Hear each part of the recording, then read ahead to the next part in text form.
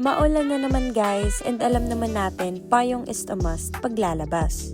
Kaya today, isishare ko sa inyo yung mga payong na natest ko mismo sa ulan, hindi sa init kung hindi sa totoong buhos at hangin. Unahin natin tong UV umbrella. Technically, 8 ribs siya, automatic open and close, mabilis i-fold at hindi tatagos yung ilaw.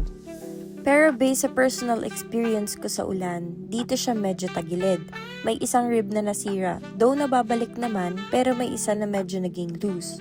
Hindi naman totally sira, pero ramdam mong hindi siya pang malakas na ulan at hangin. Okay siya sa light rain, pero pag tuloy-tuloy na buhos, medyo kabado ka na.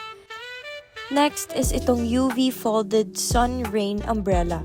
Technically, 10 ribs siya, kaya mas stable na agad. Automatic din siya, mabilis mag-open and fold at hindi rin tatagos ang ilaw or tubig. Sa personal testing ko sa ulan, mas kampante akong gamitin. Kahit mahangin at bumaliktad, bumabalik siya ng maayos.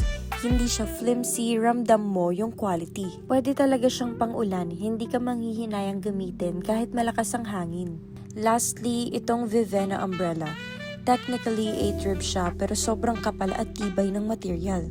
Foldable, fully automatic, waterproof at hindi tatagos ang ilaw or ulan.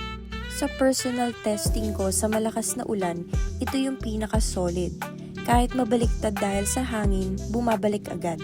Walang loose parts, walang tunog na parang bibigay na. Ramdam mo na pang matagalan talaga siya, pang daily ulan talaga. So eto na yung ranking based sa rain test. Top 3 is UV umbrella, okay sa light rain pero hindi pang heavy duty. And top 2 is UV folded sun rain umbrella, mas matibay, mas stable sa ulan at hangin. And finally, top 1 is Vivenna umbrella, pinakamatibay, pinaka-reliable sa malakas na ulan at hangin.